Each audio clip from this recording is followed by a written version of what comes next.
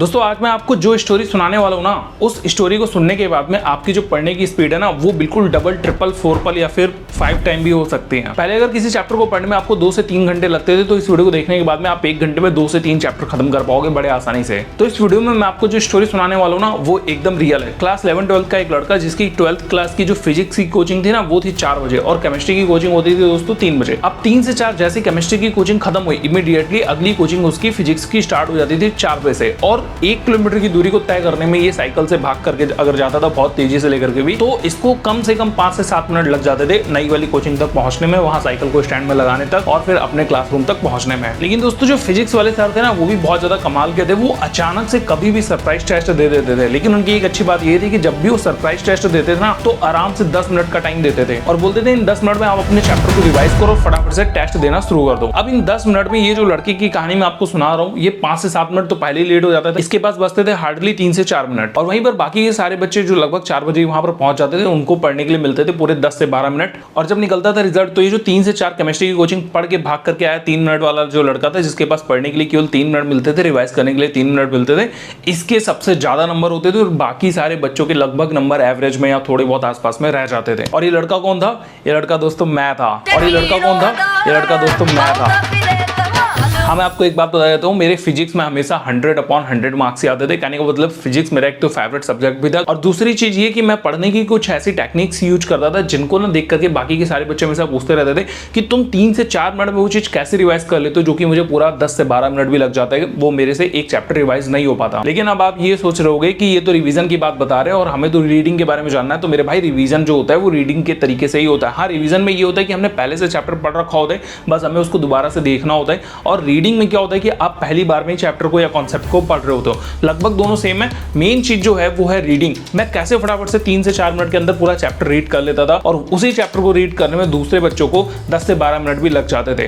तो मैं ऐसी कौन सी चीजें जानता था, वो सारी चीजें मैं आज आपके साथ में इस वीडियो में शेयर करने वाला हूं। सो इस वीडियो में बने रहना, आपकी रीडिंग स्पीड डेफिनेटली फास्ट हो जाएगी। और ना केवल आपकी रीडिंग स्पीड फास्ट होगी, बल्कि आप यहाँ पर चीजों को जल्दी से समझना भी शुरू कर दोगे। बट दोस्तों, अगर आप अपनी रीडिंग स्पीड को सच में फास्ट करना चाहते हो, तो रीड करने से पहले रीडिंग टेक्निक्स जो मैं बताने वाला हूं, उनसे पहले आपको कुछ चीजों को समझना बहुत ज्यादा जरूरी है। एक बार उनको समझ लेते हैं, देन फिर हम लोग समझेंगे कि रीड स्पीड को कैसे फास्ट किया जाए। तो सबसे पहली चीज आपको जो है वो ये समझनी है कि आपको अपने सब्जेक्ट के बारे में समझना है। आपको ये समझना है कि आपके पास में कौन कौन से प्रायोरिटाइज वाले सब्जेक्ट हैं, और उन सब्जेक्ट के भी कितने सब सब्जेक्ट हैं। क्या कोई सब्जेक्ट आपस में इंटरलिंक है या फिर नहीं। एग्जाम्पल के लिए मैथ और फिजिक्स, कई बार ऐसा भी होता है कि मैथ के कुछ कॉन्सेप्ट को समझे बिना हम फिजिक्स के काफी सारे कॉन्सेप्ट को नहीं समझ पाते। सो दैट हमारे लिए समझना जरूरी होता है कि हम पहले मैथ समझ लें या मैथ का वो वाला कॉन्सेप्ट समझ लें जो कि फिजिक्स में दिया हुआ है। उसके बाद में हम अगर फिजिक्स का चैप्टर पढ़ते हैं ना, तो हमारे लिए इजी हो जाता है। सो अपने सब्जेक्टों के बारे में समझना बहुत ज्यादा जरूरी है। इसको समझे बिना आप अपनी रीडिंग स्पीड को फास्ट कर ही नहीं सकते। फिर ये सब्जेक्ट चाहे आपके आर्ट्स के हो, कॉमर्स के हो या फिर साइंस स्ट्रीम के हो। एक बार अपने सब्जेक्टों को अच्छे से समझने के बाद में दोस्तों, आपके लिए पर्टिकुलर सब्जेक्ट के अंदर कौन कौन से टॉपिक इंपॉर्टेंट है, इनको भी समझना बहुत ज्यादा जरूरी हो जाता है। क्योंकि देखो, हर एक सब्जेक्ट में ना बहुत सारा सिलेबस होता है और उन सिलेबस में आपके लिए काफी सारे टॉपिक डाले जाते हैं। लेकिन यहाँ पर जरूरी नहीं है कि आपके लिए हर टॉपिक को पढ़ना समझना उस समय पर, पर्टिकुलर समय पर काफी ज्यादा जरूरी हो। मैं ये नहीं कह रहा कि नॉलेज आपकी बुक में जो भी दिया हुआ है वो अननेसेसरी है, लेकिन हाँ, ऐसा हो सकता है कि आपके टेक्स्ट के लिए, आपके एग्जाम के लिए या फिर आपका जो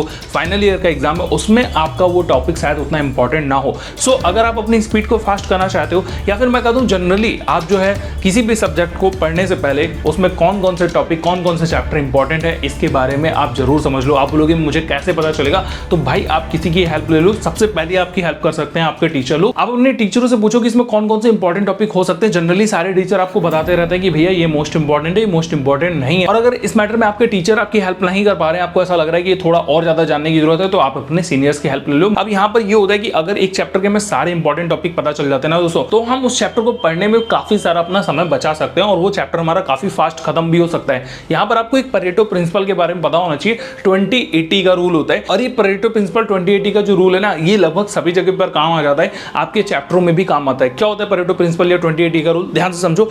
80% जो आपके चैप्टर की चीजें ना, वो केवल और केवल 20% मार्क्स कवर करती हैं, और वहीं पर चैप्टर की बची हुई जो 20% चीजें ना, वो आपके 80% मार्क्स कवर करती हैं। एग्जांपल के लिए साइंस का अगर हम एक चैप्टर उठा करके देखते हैं, उसमें दोस्तों 20% ऐसी चीजें मिलेंगी जिससे आप 80% मार्क्स बना सकते हो, और वहीं पर बाकी की 80% चीजों से आपकी केवल और केवल 20% मार्क्स बनने वाले हैं। सो अगर हमें उन 20% चीजों के बारे में पता चल गया ना, मजे ही मजे। अब दोस्तों हम लोग बढ़ते बढ़ते हैं अपने चैप्टर की तरफ में। जब आप पहली बार अपना चैप्टर पढ़ना शुरू करोगे तो आपको क्या करना होगा। देखो, चैप्टर को पढ़ने से पहले आपको 3 काम इंपॉर्टेंट रूप से कर लेने चाहिए। अगर आप ये तीनों काम कर लेते हो ना, तो यकीन मानो आपका चैप्टर पढ़ने में बहुत ज्यादा टाइम बचेगा और साथ में आप कम समय में चैप्टर तो खत्म कर पाओगे, बेटर अंडरस्टैंडिंग के साथ में ज्यादा से ज्यादा मार्क्स लाने की कैपेबिलिटी रख पाओगे। सबसे पहली चीज जो आपको ध्यान देनी है वो है आपको PYQs एनालाइज करना है। कहने का मतलब देखो, हर चैप्टर में ना जो इंपॉर्टेंट टॉपिक होते हैं उन्हीं से ज्यादातर क्वेश्चन पूछे जाते हैं। सो अगर आप कहीं से PYQs का इंतजाम कर सको या ऐसी कोई बुक्स वगैरह खरीदो जहां पर ऑलरेडी दिया हुआ है कि ये वाला क्वेश्चन 2017 में आया था, ये वाला क्वेश्चन 2019 में आया था, ये वाला क्वेश्चन 2025 में आया था,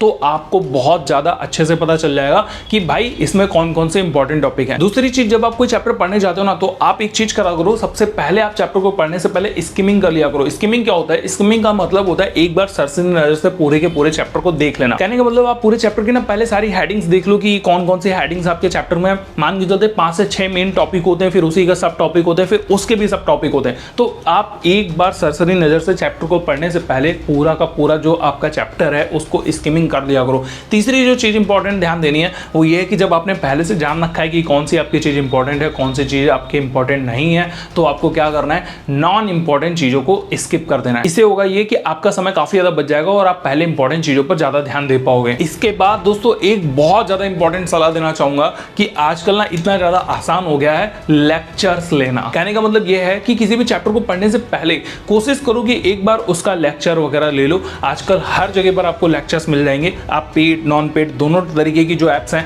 यानी कि देखो पेड का मतलब है आपने कोई कोर्स वगैरह ले रखा है अपने चैप्टर से रिलेटेड। एग्जांपल के लिए अगर आप जो है नीट की तैयारी करो तो आपने कोई कोर्स वगैरह ले रखा होगा, और अगर कोर्स वगैरह नहीं भी ले रखा है तो आपको यूट्यूब पे बहुत सारे लेक्चर्स फ्री ऑफ कॉस्ट देखने को मिल जाएंगे। हर एक टॉपिक के, हर एक सब्जेक्ट के, हर एक चैप्टर के लगभग आपको लेक्चर्स यूट्यूब पे या ऐसे बहुत सारे ऐप्स हैं उन पर आपको देखने को मिलेंगे जो थोड़ा बहुत आपसे कॉस्ट लेते हैं लेकिन आपको बेटर अंडरस्टैंडिंग दे देते हैं। और कई बार तो ऐसा भी होता है कि उनके लेक्चर्स आपको ऐसे मिलेंगे कि आपको रीडिंग करने की जरूरत ही नहीं है, उन्हीं के वीडियो लेक्चर से आपका काम चल जाएगा और बहुत अच्छे से चल जाएगा। जो चीजें पढ़ के आपको 4 से 5 घंटे लगने वाले थे वो मात्र वो 1 घंटे की वीडियो के अंदर ही आपको बता देंगे, और तो और बेटर अंडरस्टैंडिंग के साथ में ट्रिक्स वगैरह भी बता देंगे, विजुअल्स भी दिखा देंगे, ग्राफिक्स भी दिखा देंगे। तो यहाँ पर आपके जो चैप्टर्स पढ़ने की जो स्पीड है वो डबल, ट्रिपल, 4 भी हो सकती है। ये सारे काम आपको दोस्तों कर लेने चाहिए एक किसी चैप्टर को स्टार्ट करने से पहले, क्योंकि होता यह है कि जब आपने ऑलरेडी किसी चैप्टर के लेक्चर्स वगैरह देख रखे होते हैं, समझ रखा होता है चैप्टर के अंदर क्या है, तो जब आप पढ़ने जाते हैं तो आपको ज़्यादा टाइम लगता ही नहीं है। नॉर्मली क्या होता है कि हम किसी कॉन्सेप्ट को पढ़ते हैं 2 से 3 बार पढ़ना पड़ता है, बट अगर आपने कोई लेक्चर अटेंड कर रखा है तो उसको एक ही बार में पढ़ करके हम बहुत अच्छे तरीके से समझ जाते हैं। अब दोस्तों मैं आपके साथ शेयर करने जा रहा हूँ वो सारे टेक्निक्स जिसके लिए आपने इस वीडियो पर क्लिक करा था कि हाउ टू रीड फास्टर। देखो, फास्टर रीड करने के लिए आपको कुछ चीज़ों का ध्यान रखना है। बेसिक सी चीज़ें जो आपने हमेशा से ध्यान रखी हैं, बेसिक सी चीज़ें जिनको अगर आप ध्यान रखेंगे आप फटाफट से पढ़ पाएंगे। सबसे पहली चीज़ आपको दोस्तों ध्यान रखनी है कि आपको सब वोकलाइजेशन नहीं करना है। क्या होता है सब वोकलाइजेशन? ये मेरे पीछे आप फोटो देख पा रहे होगे, ये इस फोटो में क्या दिख रहा है आपको कि एक लड़का पढ़ते समय ऐसे गाने की कोशिश कर रहे हैं। दोस्तों कई बार ऐसा होता है कि जब हम लोग पढ़ रहे होते हैं ना तो हम लोग बोलने की कोशिश करते हैं, जैसे कि जो भी लिखा हुआ है बुक में हम पढ़ते जा रहे हैं और एक तरफ से बोलते जा रहे हैं। कई बार ऐसा भी होता है कि हम आवाज तो नहीं निकाल रहे होते हैं लेकिन हमारे होठ जो होते हैं वो चल रहे होते हैं। इस प्रोसेस को दोस्तों बोलते हैं सब वोकलाइजेशन।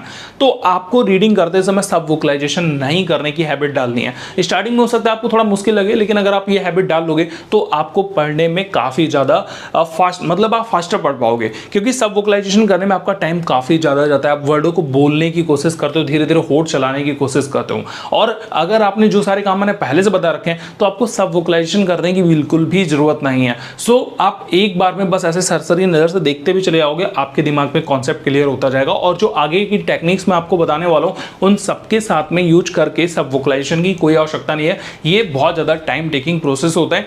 इग्नोर करने की कोशिश करो, जरूरी नहीं कि आप इसको इग्नोर ही कर दो, पहली बार में ही कर दो, धीरे धीरे कोशिश करो कि सब वोकलाइजेशन नहीं करना है। इसके बाद में दोस्तों आपको अपनी ना फिंगर टिप को फॉलो करने की हैबिट डालनी चाहिए। अगर आप फिंगर टिप को फॉलो करोगे, फिंगर टिप का मतलब ये होता है कि जब भी आप रीडिंग कर रहे हो तो बुक पर या किसी लाइन पर, पैराग्राफ पे आप धीरे धीरे ऐसे उंगली रख करके पढ़ने की कोशिश करो। उंगली रख करके पढ़ने से क्या होता है कि आपका जो दिमाग है ना वो इधर उधर नहीं भागता, वो आपकी जो फिंगर टिप है उसको फॉलो करता रहता है, और आप वर्ड टू वर्ड जो है रीडिंग को फटाफट से करते चले जाते हो, धीरे धीरे वो आपके दिमाग में भी आता जाता है। नॉर्मली क्या होता है कि जब भी हम कुछ पढ़ रहे होते तो हमारा दिमाग इधर उधर चला जाता है, लेकिन फिंगर टिप को देखने से हमारा दिमाग एक जगह पर फोकस रहने की कोशिश करता है, और जब हम फोकस होते हैं तो किसी चीज को बहुत आसानी से जल्दी पढ़ सकते। इसके बाद में दोस्तों आपको अगली चीज ध्यान रखनी है कि आपको पढ़ने से पहले ना हमेशा अपना गोल सेट कर लेना चाहिए कि इस वाले सेशन में, यानी कि जो स्टार्ट से लेकर के एंड तक की जो भी मेरी पढ़ाई चलने वाली है, मान के चलते मैं 3 घंटे पढ़ने वाला हूँ, ठीक है, 3 घंटे में 5-5 मिनट के 2 ब्रेक भी लेने वाला हूँ, लेकिन इसके अलावा जो मैं 3 घंटे कंटिन्यूअसली पढ़ूंगा, इन 3 घंटों में मुझे कितना पढ़ना है, क्या पढ़ना है। तो अगर आप पहले से अपना गोल डिसाइड कर लेते हो कि मुझे यहाँ से यहाँ तक कि ये चैप्टर क्लियर करना ही करना है, या फिर आप ऐसा बना सकते हो कि 3 घंटे लगे चाहे 10 घंटे लगे, मुझे एक चैप्टर पूरा कंप्लीट करना है।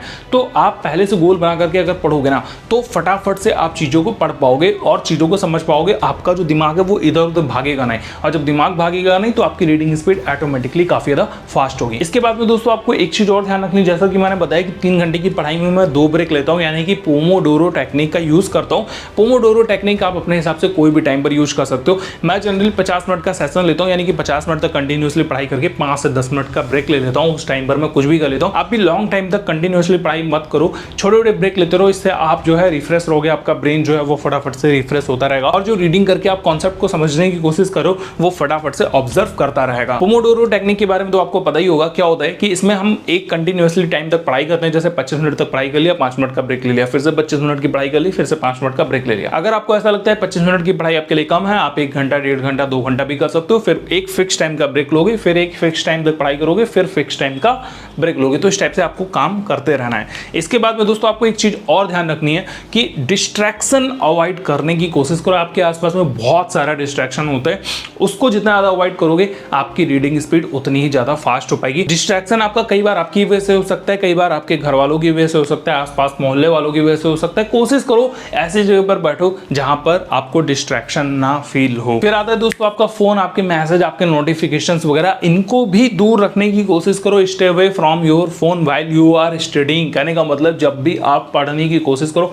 अपने फोन को दूर कर दो। और अब आप बोलोगे कि फोन से तो लेक्चर देख रहा था, तो भाई साहब आप अपने फोन को पास रखो लेकिन डीएनडी मोड पर डाल दो ऐसे टाइम पर जब आप पढ़ाई कर रहे हो, या फिर अपने लोगों को समझा दो कि इस टाइम पर मुझे डिस्टर्ब करने की, कॉन्टैक्ट करने की कोशिश ना करें, और कोशिश करो फोन को डीएनडी मोड पर डाल दो, ज्यादा आपके लिए बेनिफिशियली रहेगा। इसके अलावा अगर आपको बहुत सारे नोटिफिकेशंस आते रहते हैं किसी भी फर्जी वाले ऐप के, यानी कि कोई भी ऐप आपका नोटिफिकेशन भेजता रहता है, उन नोटिफिकेशंस को जाकर के ऑफ कर दो या फिर उस वाले ऐप को फटाक से उड़ा दो। इसके बाद आपको एक चीज़ और ध्यान रखनी है कि जब भी आप पढ़ रहे हो तो कोशिश ये करो, देखो टाइम कम है, अगर उस समय की बात बता रहा हूँ, आप ना किसी भी कॉन्सेप्ट की, किसी भी चैप्टर की, पैराग्राफ की केवल 1 से 2 लाइनें पढ़ लो, क्योंकि देखो पहली वाली लाइन में ही सारा मेन इंपॉर्टेंट टॉपिक दिया होता है, उसके बाद में उसका एक्सप्लेनेशन नीचे दिया होता है। तो अगर आपने पहले से लेक्चर से समझ रखा है, पहले से ही जो है इंपॉर्टेंट टॉपिक को जान रखा है, तो 1 से 2 लाइनों में आप कॉन्सेप्ट को काफी अच्छे से समझ जाओगे, उसका एक्सप्लेनेशन आपको पढ़ने की जरूरत पड़ेगी ही नहीं। इसके बाद आप हेल्प लो डायग्राम की, फ्लो चार्ट की, या फिर ग्राफ्स वगैरह की जो बने होते हैं आपकी बुक वगैरह पे,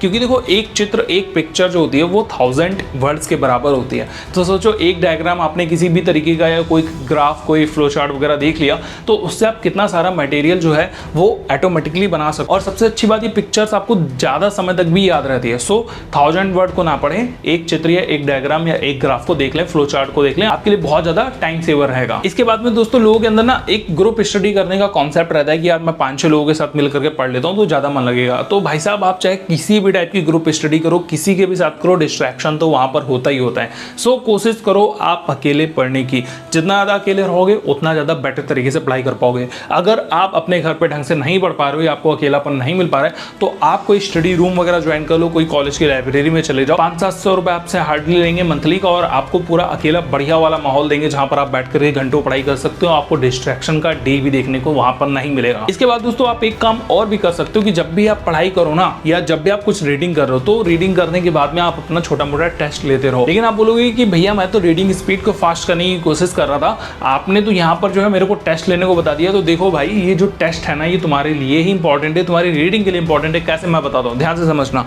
जब आप कुछ पढ़ते हो तो आपको कितना समझ में आया, इस चीज की चेकिंग कैसे करोगे? क्या आपके पढ़ने की सही स्पीड होनी चाहिए, इस चीज का भी चेकिंग आप कैसे करोगे? देखो हम पढ़ते तो चलेंगे बड़ी तेजी से, क्या हमारे ब्रेन में ऑब्जर्व हो पा रहा है, क्या हमारा ब्रेन उसको कैच कर पा रहा है, सारी चीजों को पकड़ करके रख पा रहा है अपने समय तक? तो इसको समझने के लिए हम देंगे टेस्ट। टेस्ट देने से ये होगा कि 10 में मेरे 6 नंबर आए, तो इसका मतलब मेरी पढ़ने की स्पीड थोड़ी ज्यादा फास्ट हो गई थी, मुझे थोड़ा स्लो करना चाहिए। और अगर मेरे 10 में 10 नंबर आ गए, इसका मतलब ये है कि मैं अपनी स्पीड को थोड़ा और फास्ट कर सकता हूँ। मतलब एक पैराग्राफ को अगर मैं 2 मिनट में पढ़ रहा था, तो हो सकता है मैं उस पैराग्राफ को अकेले 1.5 मिनट में या 1 मिनट में भी खत्म कर सकता हूँ, बिकॉज मेरे नंबर अच्छे खासे आ रहे हैं, मतलब मैं पूरे कॉन्सेप्ट को अच्छे से समझ पा रहा हूँ। तो ये आपका स्पीड नापने का एक तरीका हो गया। अब यहाँ पर आपके चैप्टर पढ़ने की स्पीड तो फास्ट होगी, साथ में आप कितना ऑब्जर्व कर पा रहे हो, कितना सीख पा रहे हो, समझ पा रहे हो, कितना कैच कर पा रहे हो, इसको भी हमने मेजर कर लिया। अब और क्या चाहिए? तो इस वीडियो का जो मकसद था वो दोस्तों मैंने आपको बता दिया। इन सारी ट्रिक्स को फॉलो करके मैं फटाफट से रीडिंग कर लेता था, चाहे वो नोट्स की हो चाहे वो चैप्टर की हो। कई बार तो दोस्तों मेरे उन चैप्टर्स में भी 10 में 10 नंबर आए जिनको मैंने ढंग से पढ़ा भी नहीं, बिकॉज ऑफ मैंने पिछले साल की जो पढ़ाई थी वो काफी अच्छे से कर रखी थी। एग्जाम्पल के लिए ग्रेजुएशन के टाइम पर दोस्तों मेरा जो साइक्लोट्रॉन वाला कॉन्सेप्ट था वो मैंने ग्रेजुएशन में नहीं पढ़ा था, लेकिन क्लास 12 की फिजिक्स में मैंने अच्छे से पढ़ रखा था। सो अगर आप सही स्पीड में पढ़ोगे ना तो हमेशा अपने आप को आगे रख पाओगे। और इसी टॉपिक के साथ में दोस्तों इस वीडियो को मैं यहीं पर खत्म करता हूँ। ये वीडियो आपको कैसी लगी मुझे कमेंट बॉक्स में बताना बिल्कुल भी मत भूलना। साथ में अगर आपको कुछ और भी टॉपिक्स चाहिए तो उन पर भी मुझे कमेंट करके बताओ, ताकि मैं फटाफट से और आपके लिए जो है नए नए कॉन्सेप्ट पर नई नई वीडियोस लेकर के आता रहूँ। मैं मिलता हूँ आपसे अगली वीडियो में, तब तक गुड बाय, टेक केयर, अपना ख्याल रखो, देखते रहो फुल ऑन गेट 2.0।